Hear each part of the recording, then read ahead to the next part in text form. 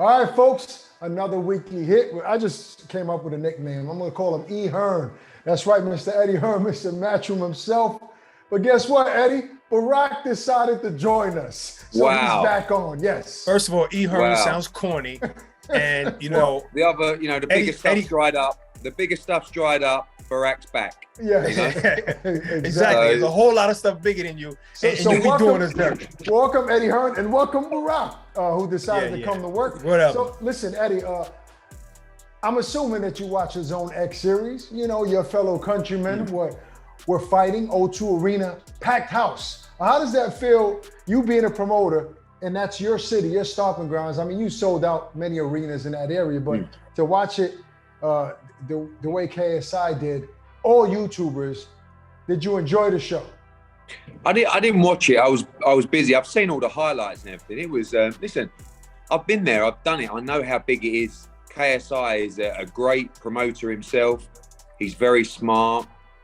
The whole thing was one of the most bizarre things I've ever seen, but it was entertaining. You know, it did huge numbers. It obviously sold out the O2.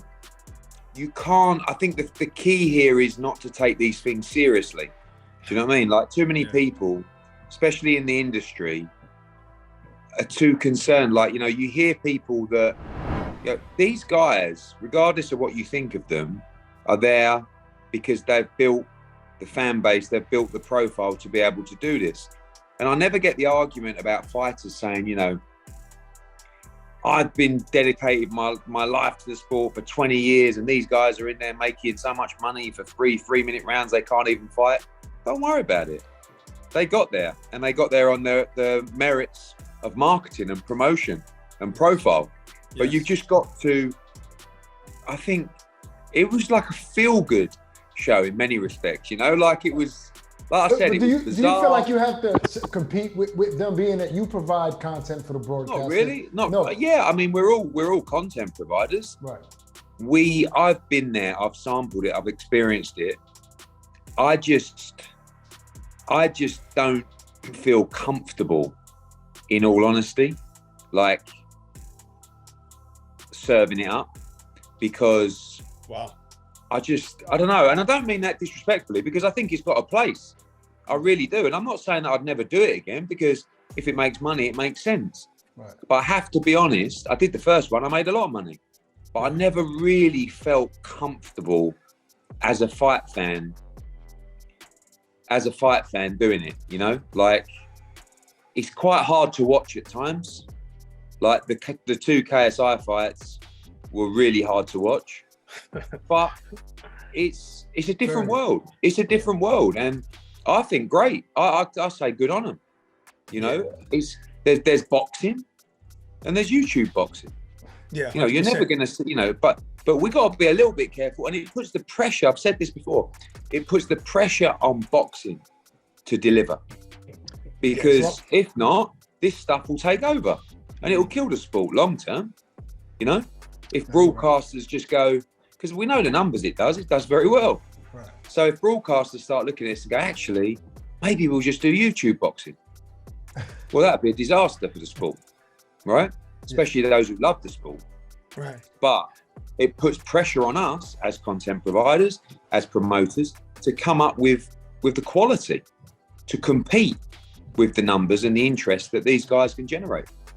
Absolutely. I say as long as we are able to keep it separate, I have no problem with it. And also, these guys are not stealing anything from boxers. They created their own lane and they're making their own money that boxers cannot make. Now, Chisora recently said that he believes KSI can beat Tommy Fury. Do you agree or disagree with that? I don't know. I mean, he looked better. He looked like I mean, again, I think it's mad analysing the performance of these guys like Jake and KSI. But look, he looked better, I think, than he did when he boxed Logan Paul the second time. Yeah, but look who he was fighting. But who was he fighting? That's the only reason why. Terrible. I mean, look, Jake Paul is fighting levels and levels above what we saw on Saturday. You know, So And KSI was calling Jake out before the fight, but it seems, but not after. Yeah, yeah. After. I think that Jake Paul beats KSI, but KSI looked better, although he was up against nothing. I think I give him credit for looking a bit better than I thought he might. It's still a huge fight, those two, and it would be competitive because I've said before, and I don't mean it disrespectfully. Neither of them are very good, but it would be competitive because they're just, they're not. I say they're not real fighters. I mean, they're getting in there and doing it, but they're not seasoned or skilled fighters. Right. Yeah. Exactly. But therefore, that doesn't mean it can't be entertaining. Mm-hmm. It might be more entertaining watching those guys just unravel in front of the world. Let's move to some seasoned boxers. Look, Deontay Wilder's claiming that, you guys wanted to make the fight with AJ because you didn't have any confidence in him beating Usyk. What do you say to Deontay spitting that? So I'm confused. All right, Deontay made out of shit. I'm confused about it too. That's why I'm asking. I wanted to make the fight with Deontay Wilder. Well, he said that you've been trying to make a fight for AJ against Deontay because you didn't think he would beat Usyk. I just read this and I wasn't sure if it was on your radar. All I said was that I reached out to Shelley Finkel and said, I've got a huge offer for Deontay Wilder. Would you like to discuss it? I never heard back. And it wasn't even for AJ, so that was wrong. No. But it can be. It can be. Right. It can. I just don't get it. I mean, listen. Maybe Deontay Wilder just doesn't like me and says, "I don't care how much money." Oh, he doesn't like you. Yeah, but how much money that guy's got to offer me, I'm not interested. Wow. But did he even find out about the email? That's what I want to know. Because on what planet would you not at least ask what that offer is? But listen, he's got to beat Robert Helenius. That's true. That's a decent fight. That's not a gimme. That's not a gimme. That's a great fight coming up at the Barclays. Hey, listen, speaking of Anthony Joshua, do you think that Anthony stays with Robert Garcia as a trainer? I mean, I've seen a few interviews and stuff like that. Robert gave his honest opinion. Mm-hmm. Kind of tough sometimes, that kind of sounded. Yeah, I don't know how that'll sit. I've not spoken to AJ about it in the last day or so. Knowing AJ, sometimes right now he'll want to take it back to basics, because this is now the rebuilding process, I call it, for him. And I don't think there's a lot of rebuilding to do. But this is now about momentum and activity and getting in the groove and firing on all cylinders, And I think... You talk about basics. He was at Finchley, right? The old gym. Yeah, that's probably. Yeah, but he's always at Finchley. He's never away from that place. But I think that place inspires him because that's the place that changed his life. Right. Yeah. And I know AJ. I can imagine him walking back through those doors, thinking, the caption that he put out was, "I love this game," and I could imagine him walking through those doors, thinking, "This is my home," and. I think sometimes when life gets complicated, you've got to make it as simple as possible. And maybe resort back to what you know.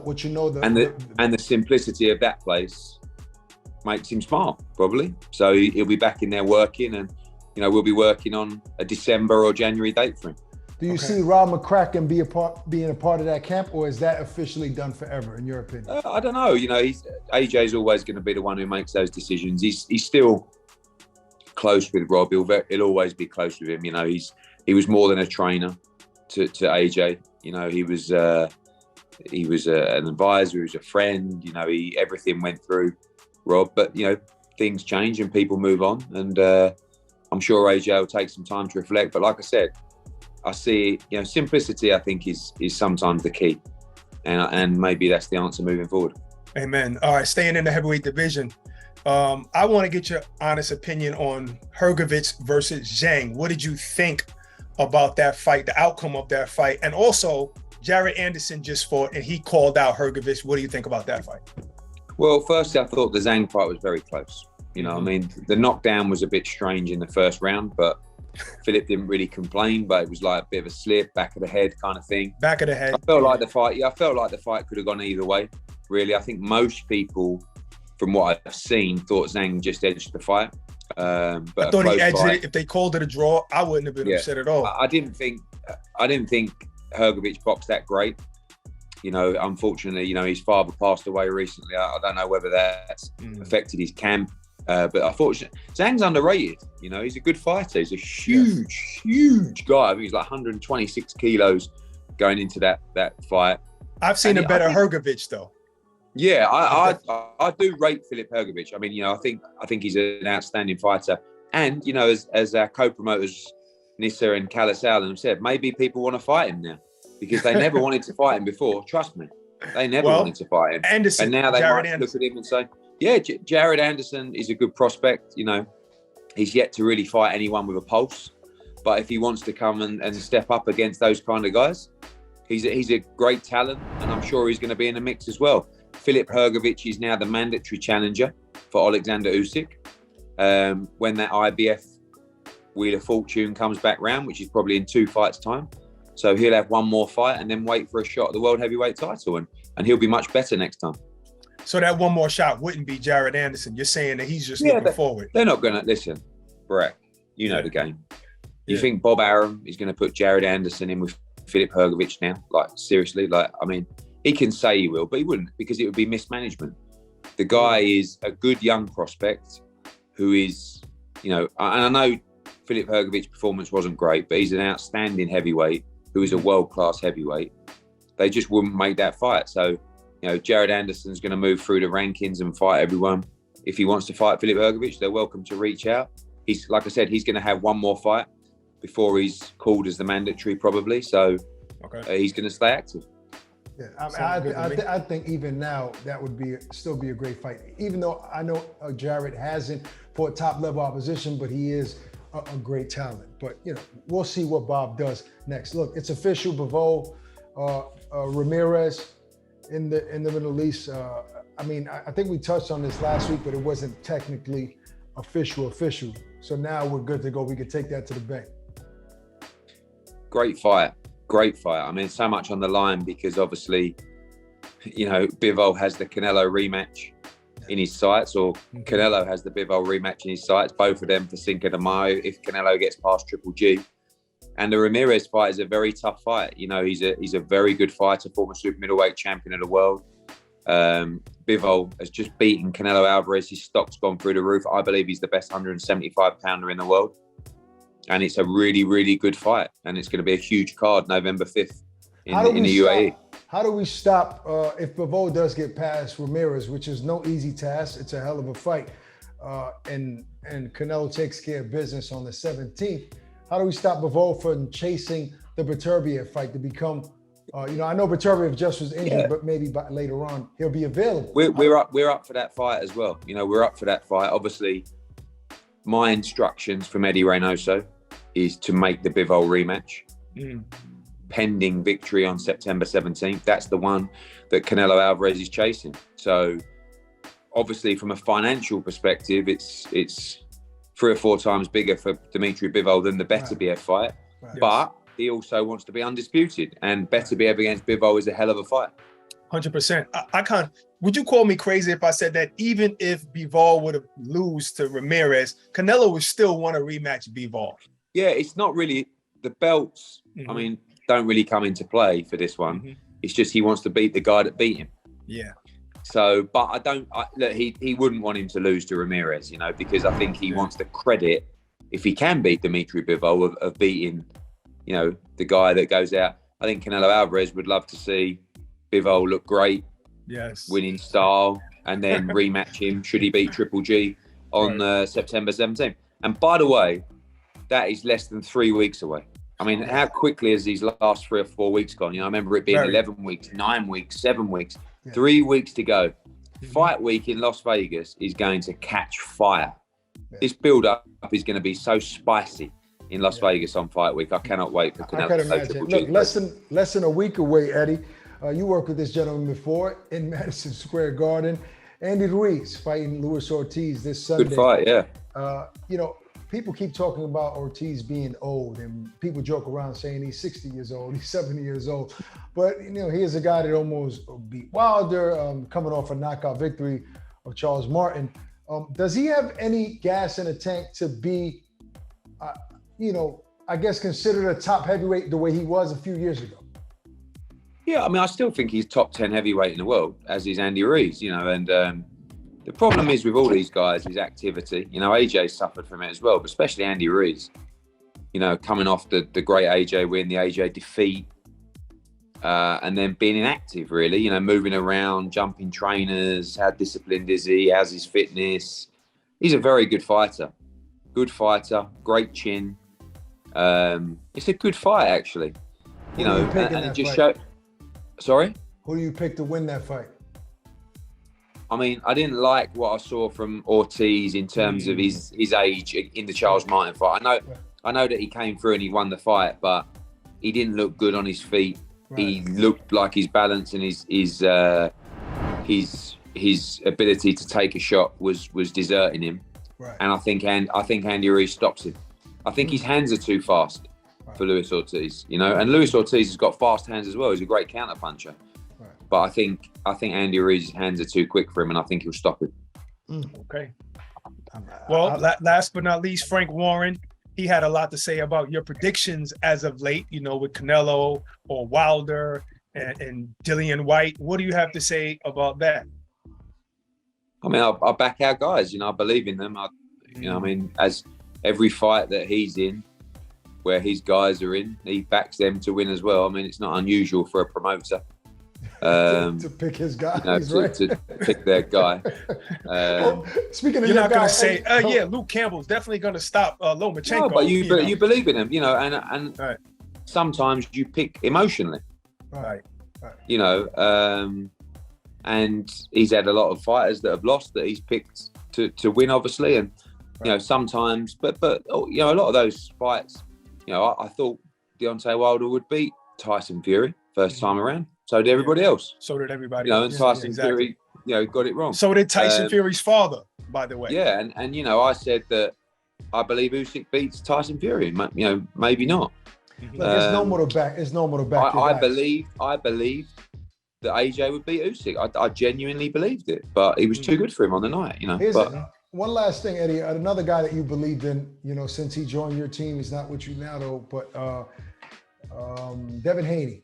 He having issues with the Ring magazine belt. Basically, he's upset that they didn't put him on the pound for pound list. So he's pretty much saying, you know, I'm not rocking this belt. I'm not wearing it. Doug Fisher fires back and says, "Okay, we'll send it back over to the Ring magazine." What do you think about that fiasco? I mean, it's just about. I love the Ring magazine belt because, you know, there's no sanction fees. There's no politics. It's just the best be the best. I mean, the problem is it's still about opinions. And I guess the general opinion is they think that Lomachenko is still the guy at 135 pounds. And I guess you know, if you're going to be harsh on Devin, he's only beaten George Kambosos. But then if you're going to go the other way, Teofimo Lopez beat Lomachenko and Kambosos beat Teofimo Lopez. He beat the guy to beat the guy to beat the guy. Yeah, exactly. So you have to give Devin the credit. Right. You know, I can understand the other argument as well, but Devin's, you know, on a run of beating Linares, Jojo Diaz, and George Kambosos. He can only beat who's in front of him. Right. But, you know, pound for pound lists, all that kind of stuff. I think Devin's never really going to be respected fully until he beats a Lomachenko or a Teofimo, or even though Kambosos beat Teofimo, or a Tank or someone like that. But you know, you can't knock what Devin's done. He's gone over. He's undisputed world champion. So you know, you can't really ask for more than that. All right, Eddie, man. As always, man. Appreciate the time, Eddie Hearn, folks. Cheers, guys.